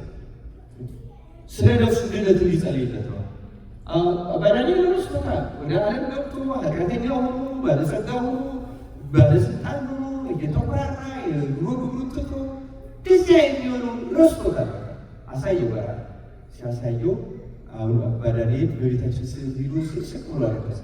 ይቅር በለኝ ፈጣሪ፣ እመቤቴ ያማልጅ ከልጅሽ አስታርቂ፣ በድዬዋለሁ፣ በማያገባ ገብቼ ባለጸጋ ቢሆን ይጠቅማል ብዬ ሀብት ስጠው ብዬ ለምኜ አሳስቻለሁ። ነፍሱ ትድን ዘንድ የዚያ ሰው ነፍስ ካዳነች እኔ በነፍሱ ስለምጠየቅ ይህን ሰው ወደ ድህነቱ መልሰሽ ወደ ዱሮ ኑሮ መልሰሽ ነፍሱን አድኝልኝ እኔንም አድኝኝ ብሎ እንደገና እግዚአብሔር ከንጉሱ አጣለለታል። አጣልቶ እንደገና ወደ ድህነት እንደገና ወደ ንስሐ አመጣው። እግዚአብሔር በእውነቱ የሚጠቅመንን ያደርግልን። ክርስቲያኖች ማይጠቅመን ሀብት አለ። ሀብት የገደላቸው ሰዎች አሉ፣ በጣም ያጠፋቸው፣ ስልጣን ያጠፋቸው፣ ሀብት ያጠፋቸው፣ እውቀት ያጠፋቸው ሰዎች በጣም ብዙ ናቸው። የሚጠቅመንን ብቻ እግዚአብሔር ይስጠናል። ሶሎሞን ያለው ለዛ እንዳያሳቅቃለ አለና እንዳልጠቅም እንዳያሳስብ እኔን ላደለም ስጠኝ የሚበቃኝ መስጠኝ የሚበቃው ሲጠይቅ ከሚገባው በላይ ጥበብ ሰጠ። ሌላው ቀርቶ እንዲህ ብሎ ጠይቆ ጥበብ ከተሰጠው ሰው በኋላ ሶሎሞን በጥበቡ ረሱ። ለዚያ ነው በኋላ ሁሉ ከንቱ ያለ በድሎበታል። በንስሐ ታጥቦ ለክብር ቢበቃ በድሎበታል። ሰው ሲኖሩ በጣም ከባድ ነው። በተለይ መጥገብ የሚችል ሰው በጣም የታደለ ሰው፣ ሀብት ማግኘት የሚችል ሰው የታደለ። በሀገራችን አባባላችን ከተራበ ለማን አዝናለሁ? ለማን አዝናለሁ? ጠገበ። ምክንያቱም የጠገበ ዝና ያበዛል። ወርቁ መስሎ አይቀር በጣላት የማይቀር ነገር ጥጋበኛ ሰው መሬት ራሱ ጭንቋል። ጥጋብ በጣም ተፈረገ። እግዚአብሔር ከጥጋብ ይሰውረን በእውነቱ። እና ክርስቲያኖች ይህንን የምናገረው ለምንድን ነው? ሀሳብ መልካም የሚመስል ሀሳብ አለ። መልካም የሚመስል ለእግዚአብሔር እንደዚህ ማለት ለቤተ መቅደስ እንደዛ በብዙ አታስቡ። እግዚአብሔር አይፈልግባችሁም እንደዛ እንድትታገሉ። እግዚአብሔር ባላችሁ እንድታገለግሉት ነው የሚፈልገው። ክርስቲያን ባል በእውቀታችን በጉልበታችን አምሳችን ትኖሩ በሱ እንድናገለግል በሱ ካገለገሉ ሌላ ምን ከእግዚአብሔር ሰማይ ምድሩ የፈጠረ አምላክ አለ። እንዴት እግዚአብሔር ይሰማል? ባለጸጎች እኮ ሊሰጡ የተፈቀዱት ሊጠቀሙበት ነው እንጂ እግዚአብሔር ንብረት ፈልጎ ሊነሸነሽበት ነው። እንደዛ ስለዚህ ሀሳባችን በጣም መልካም በሚመስል መንገድ የሚመጣ ሀሳብ ራሱ መጠንቀቅ አለ። የባለጠግነት ሀሳብ ሚለው ምክንያቱም ሙሉ ፍሬ እንዳያፈራ ያደረገው ብዙ መካከል የወደቀው እንዲህ ያለ ሀሳብ ነው። ስለዚህ መልካም በሚመስለው እንኳን ያደርግ ነበር። እዚህ ለውጦ ባለ ምንችለው ነገር መልካሙን ለማድረግ አምላካችን እግዚአብሔር ይርዳል። የተወደዳቸው እግዚአብሔር ሰዎች ሀሳብ መልካም ሀሳብ ያላቸው ሰዎች በአካባቢያችን ክፉ ሀሳብ ቢኖር ክፉን ሀሳብ ማሸነፍ ይችላል። የኃጢአት ሀሳብ ለምሳሌ የአንዲት ሴት እንደውም የኃጢአት ሀሳብ በማሸነፍ የአንዲት ሴት ታሪክ በጣም ያስደንቀኛል። ታሪኳ ዜና ላይ ተጽፎላታል። ባለትዳር ቀደም አድርጌ ታሪኩ ሊጀምረው ይመስለኛል ሀሳቡ እንዲረዳችሁ። እንዴት በጣም የባለስልጣን ሚስት ናት፣ ግን የእሷ ስልክ በጣም አስገራሚ እና ልክ ከመነኮሳት ታሪክ ጋር ታሪኳ የተጻፈላል። ለምን የምንኩስና ገድልን በትዳሯ ውስጥ ስለፈጸመች በጣም የብፅዕና ስራ ስለሰራች ያሰባች ደግሞ ሀሳቧ የተቆጣጠረች። እግዚአብሔር መቼስ ሀሳባችን መቆጣጠር ይርዳል። ሀሳቡ ምንድን ነው? አንድ ባሏ አንድ ታሪክ ይሰማል። የሰማው ታሪክ ምንድን ነው? አንድ መነኩሴ ዝጉሃዊ ሆኖ ወደ ገዳም ገብቶ በአቱን ከዘጋ በኋላ ለራሱ ቃል ይገባል። የገባው ቃል ምንድን ነው? ከዚህ በኋላ የሴት መልክ አላይም። የሴት መልክ አላይም። ትልቁ ፈተና ከዝሙት ጋር የተገናኘው ስለሆነ በተለይ የመጀመሪያውን ፈተና ዝሙት ስለሆነ ዝሙትን ድል ሲለሉ ደግሞ ሌሎች ሀሳቦች እየመጡ ሚረዱ የመጀመሪያው ከዝሙት ጋር የተገናኘ የብዙዎቻችን ፈተና ጊዜ ማለት ነው ዝሙት በጣም ምክንያቱም ዝሙትን ሰይጣን የሚያስቀድምበት ለምንድን ነው? ዝሙት ምን መሰላችሁ? ዝሙት የዝሙት መንፈስ አይኖ በሙሉ ጨለማ ይያል በጣም ክፉ አለ ጨለማ ነው ያለ። በነገራችን ላይ በዚህ የተሸነፈ ሰው ቀና ሀሳብ አሁን በጨለማ ውስጥ ማየት እንደማይችለው ጨለማ ሰው ማየት እንደማይችለው መልካም ነገር ማየት ያውቃል። ነፍስ ጨለማ ከሚያደርጉ ትልልቅ ኃጢአቶች አንዱ የመጀመሪያ እግዚአብሔር ከዚህ በሽታ እንድንጠበቅ ይርዳል። ስለዚህ ይህን ስለሚያውቁ መነኮሳት በብዛት ቀድመው የሚዋጉ ዝሙት እና ከማየት ነው የሚጀምረው። ቅድም እንዳለ አይን ልታሰናከል ያደረገው እኛን የተረገው አላይ ብሎ ቃል ገባ። ሰይጣን ግን ብሎ ቃል ኪዳኑን ለማስፈረስ ማን ላከበት? እናቱን ላከበት። እናቱ ሴት ናት አይደለም? እናቱ ወደ ገዳሙ መጣች። ልጄ ናፍቃኛል፣ ማየት እፈልጋለሁ፣ ልጄ ጋር ገናኛል። ሄደው ነገሩት። እናትህ መጣለች አለ። ከዚህ በፊት ማንም መጥቷል ናግኝ እንደዚህ ብለው ታያለ። አሁን ግን እናቱ ስለሆነች እናቱን ያገኝ ዘንድ ከወደደ ብለው ነገሩት። ላከባት። እናቱ ወይ ቃል ገብቻለሁ በሰማይ ታይኛለሽ እንጂ በምድር አንድ ጊዜ ቃል ስለገባው ይህንን ነገር አትፈልጊው እና ሂጂልኝ ተመለሽ ብሎ ለእናቱ መልእክት ላከባት። እናቱ ግን ናፍቃው ስለነበረ እንግዲያውስ አንተን ፈቃዴን ስላልፈጸም የጠባሁት ጡቶችን እያሸው እረግምሃለሁ፣ እያዘንኩ ሲል የዱር አውሬ ይበላኛል፣ የዱር አውሬ እኔን ሲበላኝ እግዚአብሔር ይጠይቃል ብላ እያዘነች ላከችበት። እንዲህ ስትልክበት እንግዲያውስ ትንሽ ቆዩና በእንዲህ ያለ ሰዓት አስገቧት ብሎ ለእነሱ ነገረና እግዚአብሔርን አንድ ነገር ጠይቀው። እግዚአብሔር እናቴም እንድታየኝ እኔም ደግሞ ሴት እንዳላይ አድርገኝ፣ ስለዚህ እናቴ ወደ እኔ ከመግባቷ በፊት ነፍሴን ተቀበል ልሙት ብሎ ወደ እግዚአብሔር ላከ። እግዚአብሔር ጸሎቱን ሰማው። ነፍሱ ከስጋው ተለየች። ስትገባ ሞቶ አገኘች። ምን ላለች አለቀሰችና ልጄን ገደልኩት፣ እኔ ሞታለሁ የልጄን ገደልኩት እያለች እያዘነች መጽናናት አቅቷት እግዚአብሔር ነፍሷ ለመረች። እዚሁ ልጄ ጋር ግደለኝ ብላ እግዚአብሔር ስትጠይቀው እግዚአብሔር ነፍሷ ተቀበለ። ነዛ በኋላ መነኮሳቱ ሊቀብሩ ይህን ፍጹም ዝጉሃዊ አባት እንቅበር ብለው መግነዝ አዘጋጅተው ገንዘው አጥበው በስርዓታቸው ሴቶች የሚገነዙበት አለ የግዘት ስርዓት መነኮሳት የሚገነዙበት ለብቻ ነው፣ የካህናት ለብቻ ነው፣ የዲያቆናት ለብቻ ነው፣ የምዕመናን ለብቻ ነው። ገንዘብ ለመቅበር ሲወስዱ ስጋቸው ተጠባብቆ እየተጠባበቀ አስቸገራቸው እና ለያይተው እሷን በሴቶች መቃብር ሊቀብሩ እሱን ደግሞ ለእሱ የሚገባ ቦታ ሊቀብሩ ሲሉ ከስጋው ድምፅ ተሰማ። እናቴ በሕይወት እያለሁ ስላላየችኝ እና ጸሎቷንም እግዚአብሔር ሰምቶ ነፍሷን ስለተቀበለ ቢያንስ ስጋዋ ከስጋዬ አይለይ፣ አንድ ላይ ቀበሮ የሚል ድምፅ አሰማ። ይህን ሲያሰማ በጣም ተደንቀው ቀበሩ። ይህን ታሪክ የዚህች ሴት አሁን ታሪኳን የሚነግራችሁ ሴት ባባ ይሰማል። ባባ ሲሰማ የዚህን ጻድቅ መታሰቢያ ቤተ መቅደስ አሰራሉ ብሎ ሊቀ ጳጳሱን አስፈቅዶ ቤተ መቅደስ አሰርቶ ክብረ በዓሉን እያስከበረ መነኮሳት የታደሉ ናቸው፣ እግዚአብሔር የመረጣቸው ናቸው፣ ከፍ ያደረጋቸው ናቸው እያለ ብዙ መነኮሳትን ከገዳማት እየጠራ እየጋበዘ በዓሉን ያከብራል። በአንዱ ዓመት እንዲወሩ አንድ በጣም ልጅ ግን መነኩሴ የመጣ ሲያከብራል። በጣም ልጅ ግን መነኩሴ በልጅነቱ በመንኩሱ ገረመውና ይህን መነኩሴ ቤተክርስቲያኑ ጋር ከሚደረገው ግብዣ በላይ ቤቴ ወስጄ መጋበዝ አለብኝ ብሎ ይህ መነኩሴ ቤት ያምጡት ብሎ ቤቱ ደግሞ እንዲጋበዛል። ቤቱ ከተጋበዘ በኋላ ያወጣል። መነኩሴ ትንሽ ተቸገረና ወይን አብዝቶ ጠጣ ይላል። ደግሞ ሰይጣን ፈተና ሲያመጣች ማመቻቸትን ያውቀዋል። የሀገሩን ገዥ ይህንን የሴቲቱን ባል በአስቸኳይ ይፈልጋሉ ብሎ አስቀረ። እንደሁኑ ትራንስፖርት የለም። ሄደ፣ መሸበት፣ እዛው አደረ። ባሏ እዚያው ሲያድር ሌሊት ይሄ መነኩሴ የዝሙት ጾር አሸነፈ። ድል መስለ ተነስቶ ወደዚህ ሰው ሚስት ገሰገሰ። ወደ መኝታው ሄደና ከአንቺ ጋር መተኛት እፈልጋለሁ። ሚስቲቱ በጣም ቆራቢ ጸዳቂ ናት፣ አገልጋይ ናት። በሌሊት ነው ጾር ተነስቶበታል። አባት ሆነ ይህ ሴት አፍትና እኔንም ከጋብቻዬ ሊያረክስህ አንተንም ከመንኩስና ሊያረክስህ። ስለዚህ እኔም እጸልያለሁ፣ አንተም ወደ መኝታ ተመልሰህ እየሰገድክ ጸልይ እንጂ ይህን ክፉ ነገር አታድርገው፣ አታስበዋለሁ። ስለጠጣም ሰውነቱ ስለተሸነፈ በግድ ፈቃዱን ሊፈጽም ያዛል። ሲይዛት ጮኸች። ሴት ጮኸች፣ ውጋጭ ሲሉ አገልጋዮቿ ተሯሩጦ ሲወጡ ደንግጦ ሮጦ መኝታው ላይ ተ ምን ነው ቤታችን ይሆሻል? ይሄ ባሌ የጠራው መነኩሴ ምን ምትል ይመስላችኋል? አይጠራችሁና ቢገጥማችሁ ምን ምትሉ ይመስላችኋል? እንዲሁ ጽድቅ ከተሰማችሁ በተለይ አውጥታችሁ ለዱላውሪያ ስጡልኝ አትልም? ሚሊየንም አሁን ከኛ መካከል እንላለን አለን። ይሄ እንዲሁ ቢያንስ እንኳን ለሌሎቹ ምንኮስና ብናስብ ይህ መነኩሴ ያሰዳል ሄደዋለን አለው። እንዲሁ ለሌሎቹ ክብር ከሰጠን ነው በዚያው ማለት ነው። ሴቲቱ እንዳለች ታውቃላችሁ? ይህ አባት ሲጸልይ ከሰማይ ብርሃን ወርዶ ቆመበት ቦታ ላይ ተተክሎ አየሁት።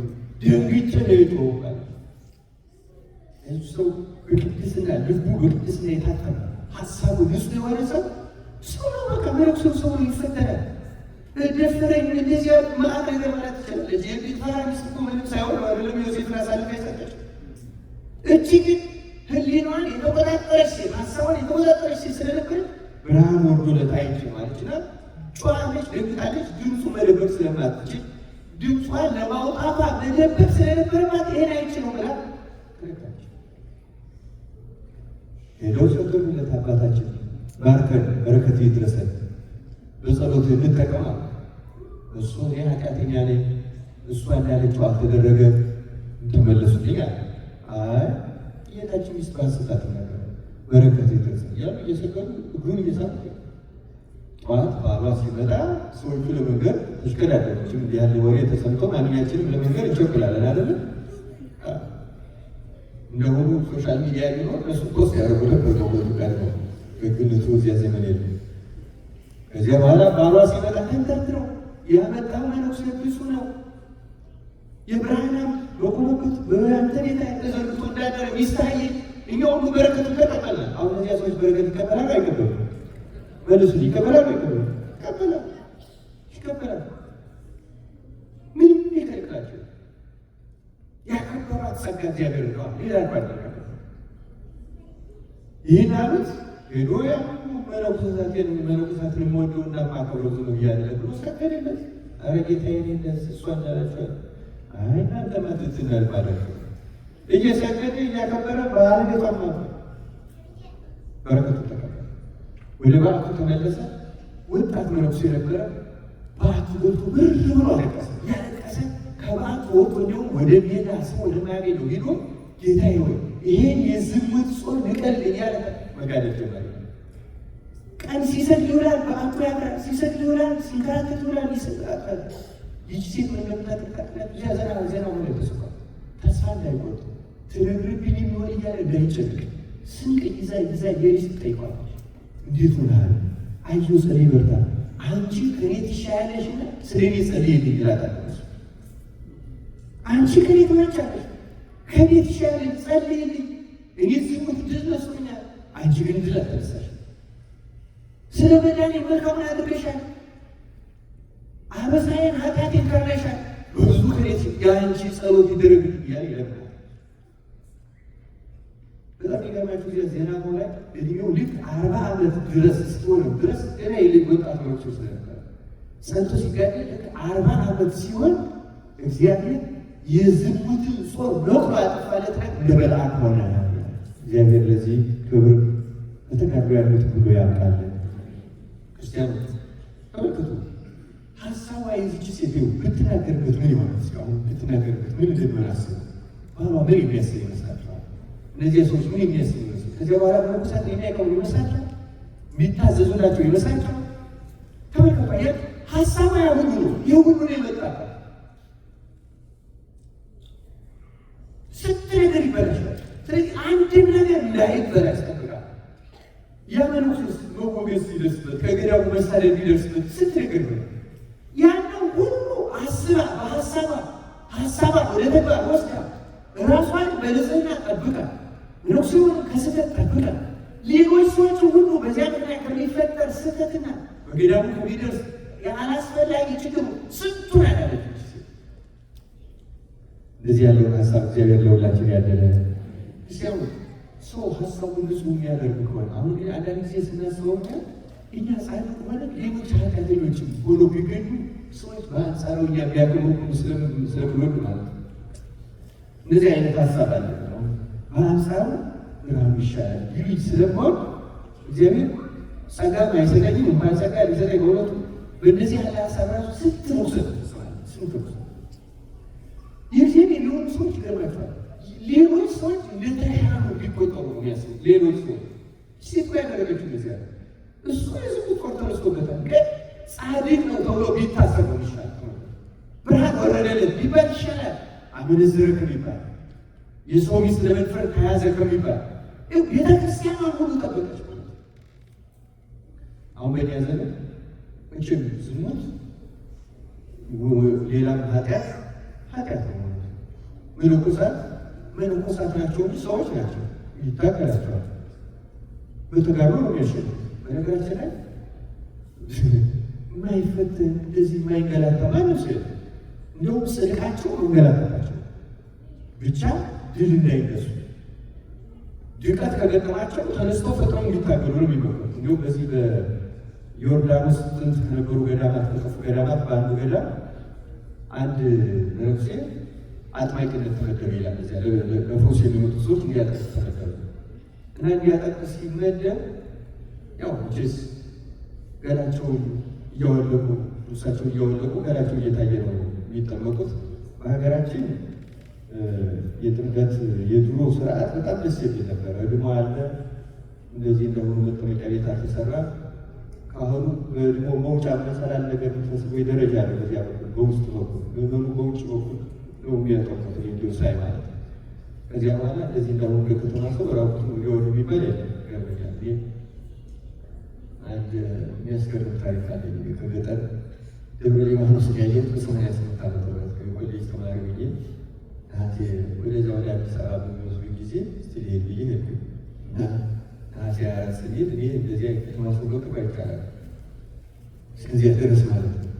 እና ሰውም ሀብሩም አላውቀውም እውነት ነው ምናገር በኋላ ልንጠበቅ ስንሄድ አዲስ አበባ ሰው ራቁቱን እንደሸዳ ገውደ ስራ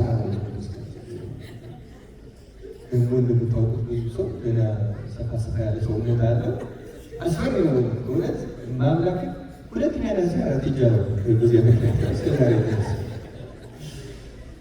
ምክንያቱም ይህ ሰው ራቁቱ ሲሄድ አይቻላም በህይወቴ አይቻላም ከዚያ ምክንያቱም የማቆም አሁን ስለ ጥምቀቱ ከተዝቡ አንድ ሰው እዚያ ይሄድና ልብሱን አውልቆ እንደዚህ ኩታ ለብሶ ወደ መጠመቂያው ይሄዳል። መጠመቂያው ሲደርስ አለች ድንጋይ እዚያች ሲደርስና ቁጭ ብሎ ጋቢውን ግፍፍ አድርጎ ወደዚያ ወርወር ያደርጋል። ከእጁ ሊያነሳው ነው ማለት ነው። ተጠምቆ ሲጨርስ ልክ እንደዚህ ጎተት አድርጎ ለብሶ ይነሳል እንጂ ራቁቱ ሲሄድ አይቻልም። ለመብረቅ መታየ ቃሎች ባለቀለ ማለት ነው። አሁን እዚህ የቤቱ ኑሮ አለማምሯችሁ ተቀምጠ ብዙ ችግር የለውም ይመስለኛል አይደለም። ግን ገላ ማየት አሁን በብዛት አንድ ሰው የራሱን ገላ እንኳን እንዳያይ ይከለከላል። የራሱን ገላ ማየት አይችልም። ራቁቱን ሰውነቱን እያየ ቅርጼ ማለት የለበት ኃጢአት ነው። ራሱ ዝሙት ነው የሚቀሰቀስበት። ይህ ምንም ጥርጥር የለም። አንድ ሰው ሰውነቱን ካየ የዝሙት ሀሳብ እበልጣለሁ፣ እሻላለሁ፣ እንደዚህ የሁሉ በሽታ ደዌ ነው። የራሱን ገላ ማየት አይችልም። እንኳን ይሰቀላ የተከለከለ እንደው እንደዚህ ያለ እንደ አፍሩ ባለው ሰው እንደዚህ ሰውነት አይታይም። በሽፈጋ ሀሳባችን እንደዚህ ሰው እየጠራ ይላል። እግዚአብሔር ይረዳል። ሰው እያቀለለ በሽታውን እያቀለለ ይሄዳል። እና ይሄ ዮርዳኖስ ገላ መነኩሴ ግን ገላ ማየት በጣም ከባድ ስለሆነ ሰይጣን አውቆ በማየት ሀሳብ አመጣት። ይዝሙት ይዋጋል። እሱ ደግሞ በስደት ይዋጋል። ፈተናውን ይዋጋል ዘና አንድ ቀን ሰይጣን ምን አመጣበት? ከመልኳ የቀረሽ ማትባል ቆንጆ ሴት አመጣ። የተመረጠው እስከ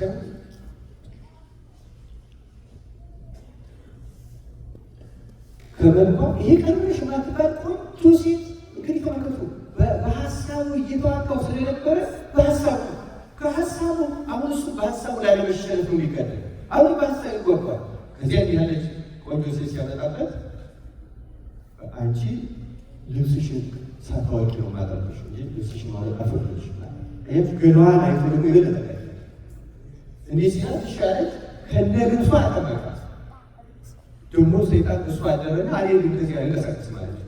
እንዴ ቆሜ ሊያስጠለይ ዋለና በሌሊት ሰው ጠፋ። ከገዳ ጠፋ ሲሄድ መንገድ ላይ ቅዱስ ዮሐንስ ተገለጸለት። ራሱ የሰማይ ተማሪ ሲያም ቅዱስ ዮሐንስ ተገለጸለት። ና የሚሄዳል ተመልሶ ገዳም እንዴ እኔ ገዳም ለማይቃር ብሎ የመደበ የሰውን ገላ እያየው ተፈተው ደግሞ ከዚህ ባስቶ ከዚህ ያሌል ምትል መልከኛ ሴት አመጣብኝ።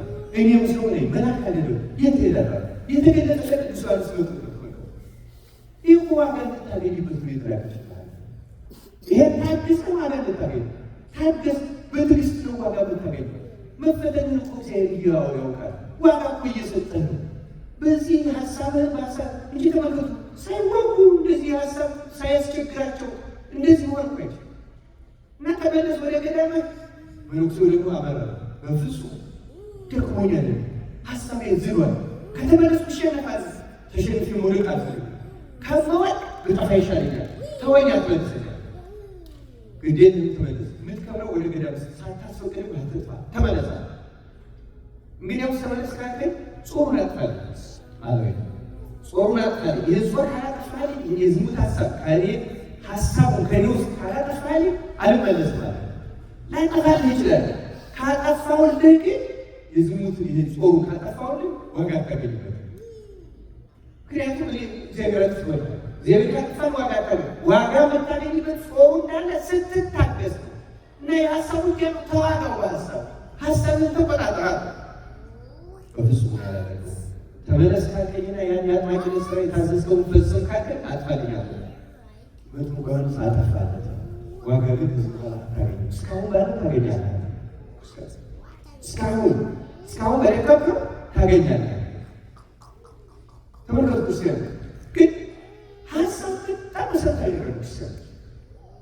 እግዚአብሔር በቸርነቱ በሀሳባችን የሚመጣዎቹ ፈተና ውስጥ በአብሰን ድል ለመንሳት ያብቃል። ይህን የምንማርበት ነገር በደንብ የምትረዱት ይመስለኛል። በእያንዳንዳችን ብዙ ነገር ስሜቶች አሉ። በእያንዳንዳችን ስሙ ብቻ አይደለም፣ የተዘጎብን የምን ብዙ ሀሳብ እና እነዚያን ሀሳቦች አውቀን እየሰገድን እየጸለይን ምንዋጋቸው ከሆነ እግዚአብሔር ኃይል ይሰጠናል፣ ድል ይሰጠናል። አሁንም ድል መንሳትን ይስጣል። ግን ሰይጣን ምን አይነት ተዋጊ እንደሆነ አሁን ስለ ሀሳብ ነገራችሁ አንድ ልጨምራችሁ። አንድ ሀብታም አንድ ላይ የደረሰ መነኮስ ነበረ። በጸሎት ጊዜ ሁሉ እንባው የሚወርድለት እንባ በቀላሉ አይደረስም። ክርስቲያኖች ተጋድሎ በብዙ ደረጃ የሚደረስ እሱ ብሎ እና ግን ሰይጣን በእንባ ዋጋ ያሰጠው ምን ሀሳብ አመጣበት ይላል። እግዚአብሔር በፍርድ በጠየቀኝ ጊዜ ይህንን ባይን ተመልክተህ ይቅር በለኝ ይለዋለሁ ብሎ እንባውን ማጠራቀም አስጀመሩ። ያላያችሁ ሰይጣን እንደሚያለ ዋጋ እንዳደረገኝ ነው እና ከዚያ በኋላ ያመነው ሲሉ እንባውን የሚያጠራቅም ሆነ ይላል። በኋላ እግዚአብሔር ግን አንድ ቀን ሊያስተካክለው ወዶ እና ትዕቢት ደግሞ ትዕቢት ይመጣበታል። እንባው ሲያው የተጠራቀመው ወይ ብዙ አልቻለው እያለ ማለት ነው። ወይ እዚህ ደረሰን ላይ አሁን እዚህ ደረሰ እያለ ቢያስብ ተመልከቱ። በሀሳቡ እንዲህ እያስበ ትዕቢትን እያዳበረ ሄዶ በተጋደለው ተጋድሎ እንዳይጠቀም ያደረገ ሰይጣን ሁልጊዜ በምንሰራው መልካም ሀሳብ ሁሉ በጣም የተሻለ የሚመስል ሀሳብ እያመጣ በሀሳብ ደረሰ። ከዚያ እግዚአብሔር ሊያስተካክለው ሲፈልግ አንድ ቀን ራእይ ያሳያል። ግን ይህን መነኩሴ ምን ይሆናል? ሲመሰጥ በጸሎት በጣም ሲመሰጥ ግን ረስቶት እንባው ልብሱ ላይ ይጠራጠራል። እንደዚህ እያደረገ ሰውነቱ ላይ ይወርዳል። በሲሙ በሉ እያለ ይወርዳል። ባረሳበት ጊዜ ግን ያጠራቅማል። በጣም በተመሰጠ ጊዜ ግን ይረሳዋል፣ ይወርዳል። አንድ ቀን ሞቶ ከእግዚአብሔር ፊት ለፍርድ ሲቀርብ ይታየዋል። በራእይ ነው ያለው። ልክ ሲቀርብ ያችን ያጠራቀመውን እንባ ይዞ ሲቀርብ ያሳየዋል። ይኸው ስለዚህ እንባ በላይ ይቅር በለኝ እያለ ማለት ነው።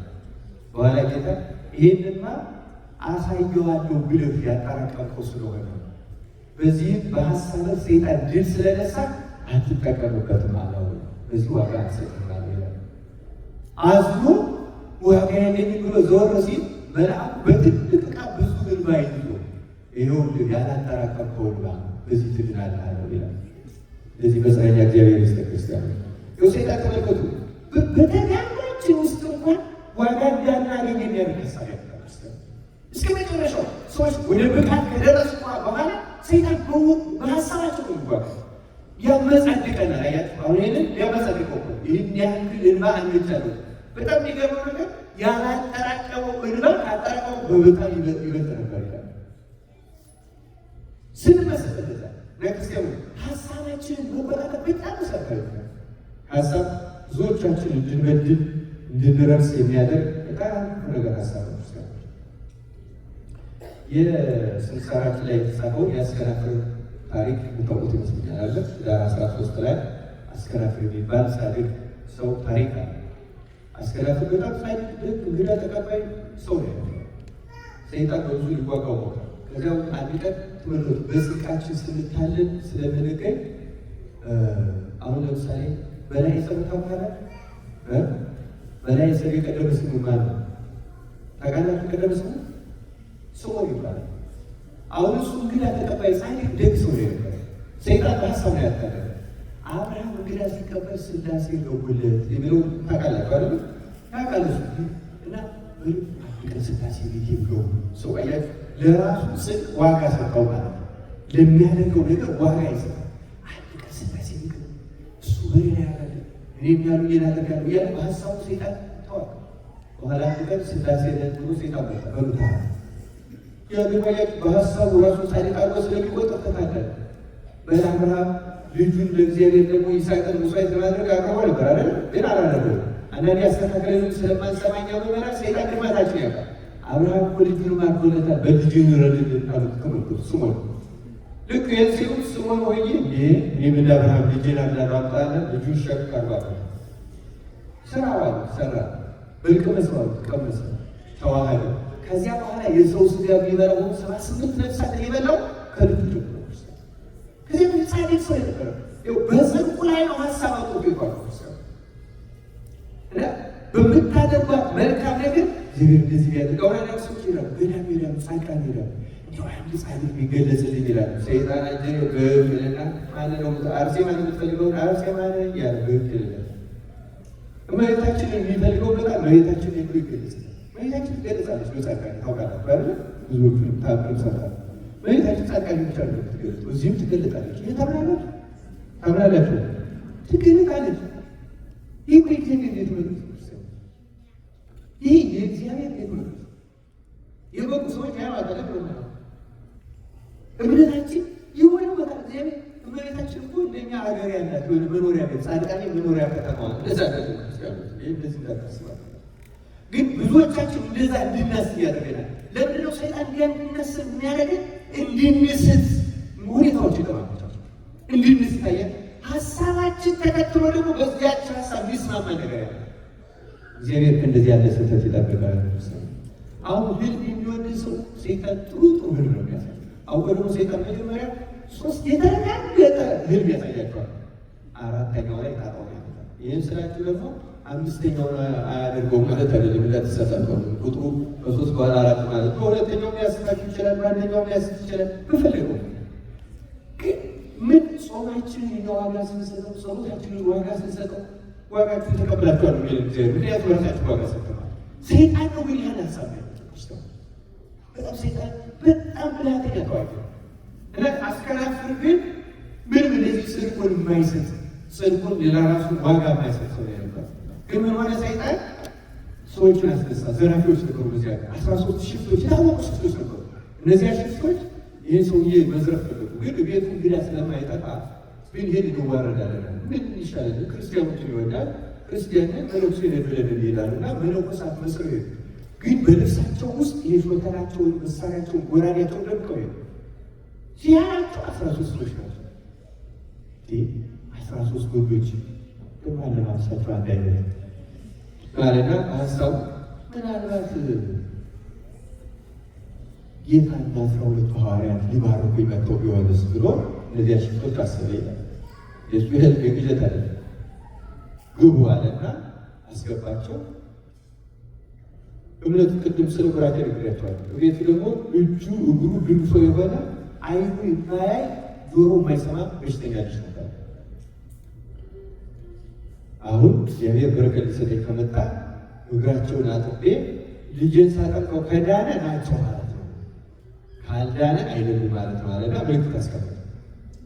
እነዚህ ሰዎች ሽፍቶች ናቸው። ተቀመጡ አለ። እግራቸውን አጠበ፣ ወሰደና በጌታና በሐዋርያቱ እጣቢ አጠምቃለሁ ዳን ብሎ ልጁ ሲያጠምቀው ልጁ አይኑ በራ፣ ጆሮው ሰማ፣ እጅ እግሩ ረታ፣ ተነሳ። መጣና ጌቶች ሆይ ሰላም ለእናንተ ይሁን። እኔስ ገቡ ጠርጥር ያለው አውቃችኋለሁ፣ ጌታና ሐዋርያት ናቸው። ማንኛውም ሽማግሌው ጴጥሮስ፣ ወንጌልን የጻፈው ማቴዎስ ሴትኛው ነው፣ ጌታ የሚወደው ዮሐንስ ሴትኛው ነው፣ ጌታ ሴትኛው ነው ከመካከላችሁ እያለ በበጎ ሀሳብ ስለተነሳ እግዚአብሔር ሀሳቡን ስለተቀበለለትና ሀሳቡን ተአምር ሊያደርግበት ስለፈቀደ አስጨነቃቸው። ሰው እዚህ ጊዜ በእነሱ ላይ ያደረው ክፉ መንፈስ ከሰዎቹ ራቀ። ክፉ ሀሳባቸው ራቀ። ሲርቅ እኔ አንተ እንዳልኩ አይደለም አሉና ወደ ንስሐ ነው። እኔ አንተ እንዳልኩ አይደለም የእናንተማ ናቸው። ይኸው እግራችሁን ጠቢ ወስጄ ልጄ ባጠምቀው እጉሩ አየ፣ ድንቁሩ ሰማ፣ አንካሳው ረታ፣ ጸና፣ ተራመዳለ። በቃ ይህን ያደረገልን እውነት ነው። እኛ ግን አንተ እንዳልከን ጌታንም ሐዋርያትም አይደለም። እዚህ ሀገር ያለነው ሽፍቶች ገሌ ነን። ይኸው ሾተላችን ደብቀን የመጣ ነው። አሁን ግን እምነትህን አይቶ ሀሳብህን አይቶ እግዚአብሔር ስላደረገልን በአንተ አምላክ አምነናል ብለው እነዚህ 13 ሽፍቶች በዚያ ቀን ክርስቲያን ሆነው ልብሳቸውን ለውጠው መንፈስ ቅዱስ ገስጿቸው አስተምሯቸው እፍኝ የሚያህል ምስር ይዘው ወደ በረሃ ገብቶ መጋደል ጀመሩ። እዚያ በኋላ ብዙ ዓመት ተጋሩ። ዲዮቅልጥያኖስ መጥቶ ክርስቲያኖችን ሲያሳድ ተገንጠው ክርስትና መስክረው ሰማዕትነት ተቀብለው አክሊል ለመቀዳጀትና ሰማዕታት ለመሆኑ በጎ ይላል እግዚአብሔር። እኛንም በእነሱ በረከት ሁላችንም ይባርከን። እነዚህን ሰዎች ሽፍቶቹ ሰማዕታት ወደ መሆን የለወጣቸው ያስከናፍር ሀሳብ ነው። ረጅም ጊዜ ወስጃለሁ። አሁን አጠቃላይ ክርስቲያን 1 ሰዓት በላይ ወስጃለሁ ይመስለኛል። እግዚአብሔር ማስተዋሉ ለሁላችን ያደለ። የሴቲቱን ሀሳብ ታሪክ እንዳትረሱ ትፈልጋለሁ። እግዚአብሔር በህሊናችሁ ያሳድርባችሁ። እኛ በሀሳባችን ብዙ ሰው ማዋረድ ነው አሁን ዘመን ያለ ተያይዞ መርከስ ነው ያለ። በዚህ ዘመን ተያይዞ መጎስቆል መዋረድ ነው ያለ። ተያይዞ ለመዳን ያልቃል፣ የወደቀ ለማንሳት ያልቃል። ሀሳባችን ቀና ያደርገው እግዚአብሔር ነው እና መመጻደቅ ክርስትና አለ። ክርስቲያኖች መመጻደቅ፣ ኃጢአተኞችን ማዋረድ ጀግንነት አለ። ክርስቲያኖች ጌታ እኮ ጠይቋቸዋል። እንዴት ኃጢአተኞችን ትወዳለህ? ጌታ እኮ የተከሰሰው ኃጢአተኛ ለምን ትወዳለህ? እንደ ጌታ መውደድ ቢያቅተን ለምን እናሳድዳለን ደካሞች ሰዎች? ጌታ በእርሱ ግልጽ ነበር። ታውሳላችሁ አይደል? ባለ መድኃኒትን የሚፈልጉት በሽተኞች ናቸው ጤነኞች ብሎ ነው የጠየቃቸው አይደል? ማን ነው ባለ መድኃኒትን የሚፈልገው? ሐኪምን የሚፈልገው ማለት ነው በሽተኛ አይደል? ጌታ መድኃኒት ስለዚህ ለበሽተኞች ያስፈልጋል። ሰው ወደ ጽድቅ የሚመጣ ከሆነ መድኃኒት ወደ መያዝ የሚመጣ ከሆነ መድኃኒት ለበሽተኛ ያዘሰ ጸሎት አለን ብለን የምናስብ ከሆነ መጸለይ ለማይችል ሰው ጸሎትን እናስተምር፣ አብረን እንጸልይ ክርስቲያኖች እና ሀሳባችንን ለማስተካከል ያምራል። አሁን ግን እኛ ዝገናል፣ እውነት ለመናገር ዝገናል፣ ተበላሽተናል። የዛሬ ብረት ታውቃላችሁ? ዝገናል፣ በክፉ ሀሳብ ዝገናል። መልካችን ለውጧል። ብረት ሲዝግ መልኩ እንደሚቀየረው ጠባያችን ተለውጧል። ተሳዳቢ ሆነናል፣ ሀሜተኞች ሆነናል፣ ስም አጥፊዎች ሆነናል፣ ናቂዎች ሆነናል፣ ተመጻዳቂዎች ሆነናል። ዝገት ይህንን ዝገት እንዴት ነው የምናስለቅቀው? ይህን የኃጢአት ዝገት እንዴት እናስለቅቀዋል? ይህችን 2-3 ጥቅስ አሳይቼ ትምህርት የምጨርሳለሁ። እግዚአብሔር ነፍሳችን ከዚህ ነፃ ወጥታ የምንድንበት ያደርገልን ይላል ቅዱስ ጳውሎስ ዕብራውያን 4:12 ላይ የእግዚአብሔር ቃል ሕያው ነውና ይላል። የእግዚአብሔር ቃል ምንድን ነው? ይልና የሚሰራ ሁለትም አፍ ካለው ሰይፍ ሁሉ ይልቅ የተሳለ ነው። ማነው የተሳለው? የእግዚአብሔር ቃል ካለ በኋላ ምን ይላል? ነፍስንና መንፈስን ጅማትንና ቅልጥምን እስኪለይ ድረስ ይወጋል። አያችሁ፣ እስኪለይ ድረስ ነው። ነፍስንና መንፈስን ጅማትንና ቅልጥምን እስኪለይ ድረስ። አሁን በአጥንትና በስጋ መካከል መለየት የሚችለው የእግዚአብሔር ቃል ብቻ ነው። ነፍሳችን ገባለች። በነፍሳችን ውስጥ ደግሞ መንፈስ አለ። የመርከስ መንፈስ አለ፣ የመቀደስ መንፈስ አለ። የእኛን ነፍስ የርኩሰት መንፈስ አዝጓል። ይሄን መለየት የሚችለው ማን ነው? የእግዚአብሔር ቃል። ይሄን እስኪለይ ድረስ የእግዚአብሔር ቃል ይወጋል። የእግዚአብሔር ቃል ነፍሳችንን ከዝገት የሚለያት የመጀመሪያው የእግዚአብሔር ቃል ይወጋል። ሰርስሮ ነው የሚወጋው። የእግዚአብሔር ቃል ሕያው ነው። አምነን ለምንቀበሉ ሰዎች ሕያው ነው። ሁለት አፉ ከተሳለ ሰይፍ ይልቅ የሚወጋል። ይለያል። መንፈስንና ነፍስን ይለያል። ነፍሳችንን ከዚህ ርኩሰትና ዝገት ይለያል። ነፃ ይገባል። በነገራችን ላይ በቤተክርስቲያናችን ገባሪ እግዚአብሔር ገባሪ ማለት አድራጊ። ለምሳሌ መንፈስ ቅዱስ ምን እንለዋለን? መንጽሔ ምን እንለዋለን? የሚያነጻ። ስለዚህ ነፍስን የሚያነጻት ማለት ነው። የሚያነጻት ማለት ነው እግዚአብሔር ነው። ቃል እግዚአብሔር ነው። ተመልከቱ፣ የምንሰማው የእግዚአብሔር ቃል እግዚአብሔር ነው።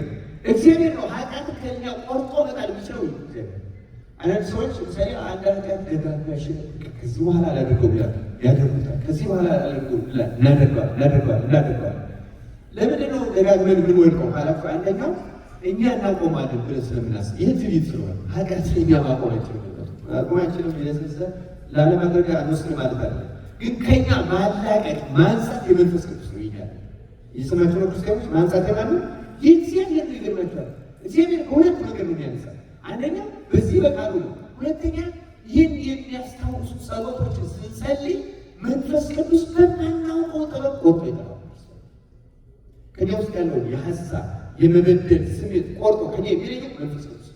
ማንኛችንም በብርታታችንና በተጋድሏችን ብዛት አንድ ላይ ነው። በትህትና እግዚአብሔር እያረቀው ስለነበረው ያደርገዋል። ሀሳብ ጅማትን ከቅልጥም እንደሚለይ ሀሳብንም መንፈስንም ከነፍስ ይለያል፣ ያነጻል፣ ያከብራል። የተወደዳቸው እግዚአብሔር ክርስቲያኖች እውነቱ ቅዳሴያችን ላይ ያሉ አንድ ቃላትን ተረግሬ ትምህርቴን ላጠናቀው። ሀሳብ ምን ያህል ከባድ እንደሆነ ቅዳሴ ጊዜ ሊቀደስ ሲል ዲያቆኑ መጽሐፈ ኪዳን ብሎ የሚያሰማን አዋጆች አሉ አይደለም። እኛም አምላካችን ወይ እንደ ቸርነት ነው እንጂ እንደ በደላችን አይደለም። መቦዝታ ያሰብ ስለቤቱ ይድሎቱ ከወንድሙ ጋር የተጣላ ቢኖር ምን ያደርግለት? ይተውለት ይላል። አሁን ይላል ቅዳሴ ውስጥ ያለ በሀሳብ እንድናደርገው አያችሁ። እዚያው ላይ ይቀርባል ብለን ከተጣላ ከተቀያየነው ሰው ጋር ያለው ነገር በሙሉ መተው ፈጽሞ መተው። ይህን ይላል እና ይህን እያለ እያቆየ ሲሄድ እመቦ ነውረ ህሊና ይቅረብ ይላል። በሀሳቡ ነውር ያለበት ቢኖር አይቅረብ። ከዚህ ከቅዱስ ምስጢር ከስጋው ደግሞ ከፍሬ ቅዳሴ ይውጣ። ልክ ንዑሰ ክርስቲያን ይውጡ ተብሏል። ግን ክርስቲያን የሆነ ካለ ሙሉ ክርስቲያን ካለ ሀሳቡ ላይ ችግር ካለበት ግን አይቅረብ። አያችሁ ሀሳብ ሆነ ያለ ክርስቲያን ሀሳብ በጣም አደገኛ ነገር ክርስቲያን እንደው ይህንን ይደግማል። እዚህ ቅዳሴው ላይ ወደ ኋላ ያመጣውና እዚሁ አሁን ላይ ምን ይላል? በሀሳቡ ድውይ የሆነ ቢኖር ይወገድ ይላል። ለግ ይባላል በሀሳቡ ድውይ የሆነ ምን ይሆን ይወገድ። ክርስቲያኑ ሀሳብ ክርስቲያኖችን ከማይበር ክርስቲያን የሚለይ ያተራስ በሀሳቡ ድውይ የሆነ ድውይ ማለት በሽተኛ ማለት ደዌ በሽታ ድውይ ማለት ሰውየው በሽተኛ ማለት ሰውየው እንዳለ አይደለም የሚጣ ሀሳቡ ብዙ ውስጥ ያለ በሽተኛ ያለ ሀሳብ እና በሀሳቡ ነው በሀሳቡ ድውይ የሆነ ቢኖር አይቀርም። ክርስቲያኑ ሳቃለ ሀሳባችን እና ቤተክርስቲያን ውስጥ ሁሉ ሰይጣን ሀሳብ ያስገባል። ልክ ይሁዳ እኮ በዚያች በጸሎት ሐሙስ በማዕድ ላይ እያለ ነው ሀሳብ ያስገባበት። በእኛው ሀሳብ ያስገባበት አሁን እንደዚህ ከተባለ እንደዚህ ባያረ ያስጠላል። አውቆ እኮ ነው እንዳንጠቀም ዋጋ እንዳናገኝ የጸደቅ የተሻለ ያሰብ እያስብስለ ሀሳብ ያስገባል። ሰይጣን ሀሳብ ያስገባል። ይወረውራል። ህሊናችን ዘጉ ክርስቲያኖች። እግዚአብሔር ህሊናችን እንድንጠብቅ ይርዳል። ቅዳሴ ጊዜ ላይ ያለውን አንድ ቃል ተናግሬ እጨርሳለሁ። ሁለት ጥቅሶች ከመጽሐፍ ጠቅሳለሁ። እንግዲህ ቅዳሴ ጊዜ ፍሬ ቅዳሴው ላይ ካህኑ ስለኛ የሚማልደው ይላል። አቤቱ አምላካችን ሆይ አንተን ደስ ከሚያሰኝ ሀሳብ እንለይ ዘንድ መለየትን ስጠን። አንተን ደስ ከሚያሰኝ ሀሳብ ምክንያቱም እዚህ የማያስደስተውን ሀሳብ ቆጥር ላንጨርሰው ይችላል። ያስደስተዋል ብለን የምናስበው የማያስደስተው ሊሆን ይችላል። ግን እንደሚያስደስተውና እንደማያስደስተው እሱ ራሱ አይደለም። ስለዚህ ስለ ሀሳብ ይጸለያል። ተመልከቱ። አንተን ደስ ከሚያሰኝ ሀሳብ ደግሞ በቅዳሴ ነው የምንመለስ። የጸሎት ማሳረጊያ የመስዋዕት መለወጫ ቅዳሴ ነው። ከቅዳሴ የሚከብር ጸሎት የለም። ታውቃላችሁ አይደለም? ማንኛውም ሰዓታት ማህሌት ጸሎት ምናምን ከቅዳሴ በፊት ነው፣ ከቅዳሴ በኋላ ነው። አሁን ትምህርቱ ከቅዳሴ በኋላ የሚሰጠው ከቅዳሴ ዋዜማ መተን ስለማለት ነው። እንደ ጥንቱ ስርዓት ቢሆን አሁን ቅዳሜ ማታ እንሰበሰብና ለሁል ቅዳሴ ትምህርቱ ይሰጣል። ሌላው ቀርቶ የተፈስዮ ማርያም ምናምን እኮ የዋዜማ ነበር። በነገራችን ሀገራችን የገጠር ስለሆነ ሂዶ ማለት ነው ሌሊት ያደርገዋል። ብዙ ከቅዳሴ በፊት እንጂ በዋዜማ ነው። ምክንያቱም በዋዜማ ነው መንጻት መስተካከል። ከቅዳሴ በኋላ ምን መጭመር ነበር? ይማራሉ፣ ይጸልያሉ። ስተካከል አሁን ግብጾች እንደዚያ ነው ያለ እስከ ቴን ድረስ ማታ ያሉሻሉ። አሁን ግብጾች ሌሎቹ እንደዚያ ነው ያለ በዋዜማ ሲማሩ። አሁን እኛ ዛሬ ራሱ በመከራ ተለምናችሁ ነው እናንተ የመጣችሁት። ብዙኃን ናችሁ በእውነቱ ያደለም ብላችሁ እግዚአብሔር ቃል መስማት የመጣው ብዙ ነው። የተከለከለ ብቻ እንደዛ ማድረግ ያለ አሁን የችግር ትምህርት ነው እንጂ ቅዳሴዎች የምናስተምረው እኛ በብልሃት ቀኖራውን ላይ ይዘን አድርገን እናዘገያታለን። በብልሃት ነው እንጂ አንድ ብልሃት ናቸው ይዘው የቅዳሴው አካል ሆኖ ቢቆጠር ማለት ነው። ምክንያቱም ቅዳሴ ላይ መደረግ አይችልም። ካህን ስልጣኑ ይሻላል ከቅዳሴ በኋላ ከቱ በኋላ የማህበር ጸሎት ሲያደርግ ይሻላል። አሁን ሌሎቹ ምን ያደርጋሉ? ሰንበት እንደኛ ያልተመቸው መቅረት የሚባል የለም። በሌላ ሀገር ታውቃላችሁ አይደለም? በሌላ ሀገር የገረመኝ ግብፅ ራሱ ሄጄ ሳይ ግብጾች እሑድ የስራ ቀን የሳባ ቀን አይደለም ዓርብ ነው አይደል በዓላቸው። ደግሞ ለክርስቲያኖች ሰንበት መስራት አይገባም፣ ተገደው ይገባል። ቤተክርስቲያን ቀርቦ ነው መስችላቸው እንዳይመስል ሰይጣን እንዳይመስላቸው በዓል ስራ። ስለዚህ ይሰራሉ፣ ማታ ይቀደስላቸዋል ለእነሱ በቀን ማለት ነው። ምክንያቱም ሰንበትን ክርስቲያን ሳያስቀድስ ሳይቆር ማለት ነው። እንደገና ደግሞ ቅዳሜ ነው ሲሰራ አድሮ ይመጣል። ሲሰራ አድሮ ለሚመጣው ያረጉለታል። ቅዳሴ ሁለት ጊዜ ይቀደሳል። አንደኛው መደበኛው ነግ ላይ 6 ላይ ይሄ በ12 ሰዓት የሚገባው ቅዳሴ አለ። ሁለተኛው 10 ሰዓት ላይ በዚህ ሀገር አቆጣጠር በእኛ 10 ሰዓት የምንለው ግን ምን ያደርጋሉ? ራሻዎች በሁለት ቤተ መቅደስ ነው ያደርጋሉ።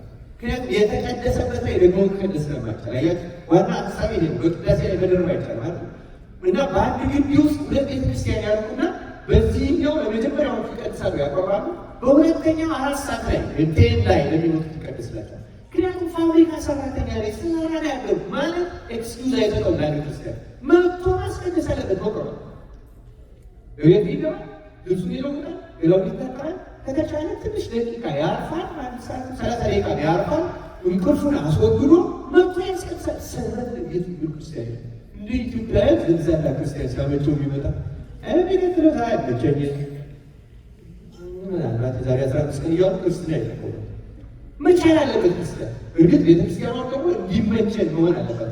አሁን ያልኳችሁ ለነሱ እንደዛ የተደረገላቸው ሰዎች ናቸው፣ መላእክት አይደሉም። ከአቅማቸው በላይ የሚሆኑ እኛ ቃል ግብጾች ደግሞ ምን ያደርጋሉ? ቤተ መቅደሱ አንድ ከሆነ መንበሩን 3 ያደርጉትና በአንደኛው መንበር ቅድሚያ ከቀደሱ በኋላኛው መንበር ልክ እንደሌላ ቤተ መቅደስ ደግሞ 4 ሰዓት ላይ በዚያኛው መንበር ይቀድሳሉ። ደግሞ ቆይተው ደግሞ ግብጾች በነገራችን ላይ ግብጽ ሄደን ያየው አስገርሞኛል። አጫጭር ነው የሚያደርጉት። ፍሬ ቅዳሴውን ብቻ አይደለም ስርዓቱን ብቻ አሁን ቅዳሴዋን አስተካክለን ከቀደስ 2 ሰዓት ላይ ነው ታውቃላችሁ አይደል? ስለዚህ ግብጽ እኛ አንድ ቅዳሴ ሲጨርስ እነሱ 3 ቅዳሴ ጠብቀው ያገኘናቸው ባለፈው ማለት ነው። ግብጽ ባለፈው ሄደን ነበረ፣ በጥቅምት ሄደን ነበረ። ለምንድን ነው የሚያደርጉት? ሌላው እኮ ጸሎት ዋዜማ ነው የሚጨርሱት እነሱ ማታ ላይ ጨርሱ ከቅዳሴ በኋላ መድገም። ከዚያ በኋላ ታውቃላችሁ ግብጾች የተለያየ ቤተ መቅደስ እዚህ ዞር ብሎ አነስ ያለች ትኖራለች፣ በዚህ ዞር ብሎ ሌላ ቤተ መቅደስ ይኖራል፣ መንበር ይኖራቸዋል። እዚያ የገቡ ብቻ ለመጣው ስርዓት ተሰጥቶለታል። ይቀደስለታል። ይቆል ሰንበትን ሳያስቀድስ ማለት ነው። ይህን ያነሳሁት ለምንድን ነው? ቅዳሴ መሰረታዊ ነገር ነው። ክርስቲያን ከቅዳሴ ከተለየ ሞተ ማለት ነው። ከማህበረ ላይ ከዚህ ተለየ ማለት ነው። በነገራችን ምንም ህይወት የለም ማለት ሰው ከባህር የወጣ አሳ ማለት ከቅዳሴ የቀረሰው ምን ተስፋ የለም። አሁን እኛ እንደውም አርፈን ብለን ነው መጣ ታውቃላችሁ አይደለም? ወደ ደጀ ሰላማ ስትደርስ ምናምን አሁን እንኳን እንጀራው ተሻክሏል። አሜሪካ ድሮ እንጀራው ስለነበረ ብዙ ሰው እንጀራ ይመጣል ይባላል። ለዚያ መጥቶ በረከት ሳያገኝ አይቀርም። እግዚአብሔር ያውቅለታል። ግን ደግሞ ብናስቀድስ ይሆን ለገኛ እግዚአብሔር ከዳር እስከ ዳር ለማስቀደስ ያልቃል።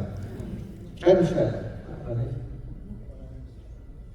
ሁሉም የእነሱ ሁሉም ቆራቢ እኛ የቆራሙት ይህን ጥሩ ነው። በእውነቱ እያስተካከል ችግራችን እየፈጠረ አሳብር የማያስፈሩ ችግር እንላለን። ታዲያ ችግሩን ነው እንጂ መፍታት ያለብን ቁርባኑ ለዘላለም አቆም ማለት ነው። ችግራችን እየፈጠረ ምን ልታገሰው እየጠቅስ ችግራችን እየፈታን እንዴት በእውነቱ አምላካችን እግዚአብሔር ይርዳል።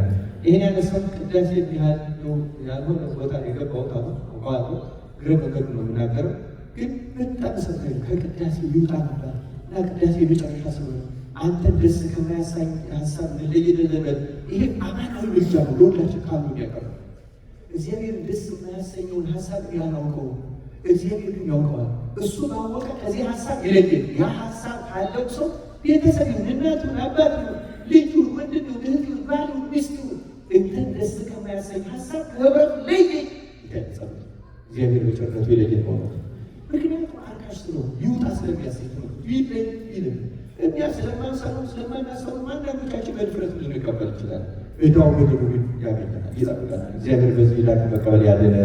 የመጨረሻ ጥቅሶቼ አንድ የሐዋርያት ሥራ ላይ ያለው ነው።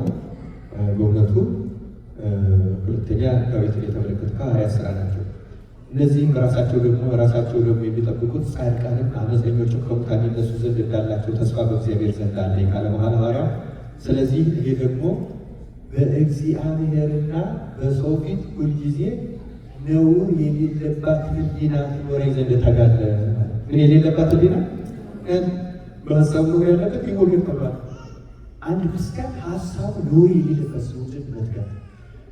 እውነቱ የታደሉት ስለ ዳዊት የተጻፈችው ናት። የመጨረሻ ጥቅሴ ዳዊትን ሐዋርያት ሥራ ምዕራፍ 13 ላይ የታደሉት እንደዚህ ለዳዊት ነው። ምን ይላል? ዳዊትን በራሱ ዘመን የእግዚአብሔርን ሀሳብ ካገለገለ በኋላ አንቀላፋ። የማንን ሀሳብ ካገለገለ በኋላ? ሰዎች የእግዚአብሔርን ሀሳብ ያገለገላል። እኛ ደግሞ እግዚአብሔር ራሱ የእኛን ሀሳብ እያጸገረ ነው የምንፈልገው። እግዚአብሔር እኛን ሀሳብ ይቀበላል። በጠይቃል የእግዚአብሔርን ሀሳብ ማንም ሊቀበል ያንቀበል። ዳዊት ልበ አምላክ የሚባል ወደዚ የራሱን ሀሳብ ውስጥ የማንን ሀሳብ ያገለግላል? እግዚአብሔርን ሀሳብ።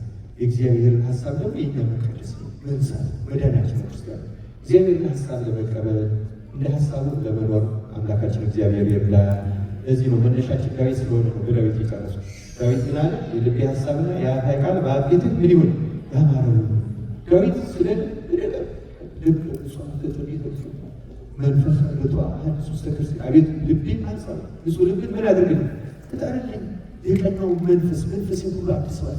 ዳዊት ስለ ሀሳቡ ሲናገር ክርስቲያን ሀሳባችን አስተካክለን ለመጠቀም ያውቃል። ቆየ። መስዋዕት ለእግዚአብሔር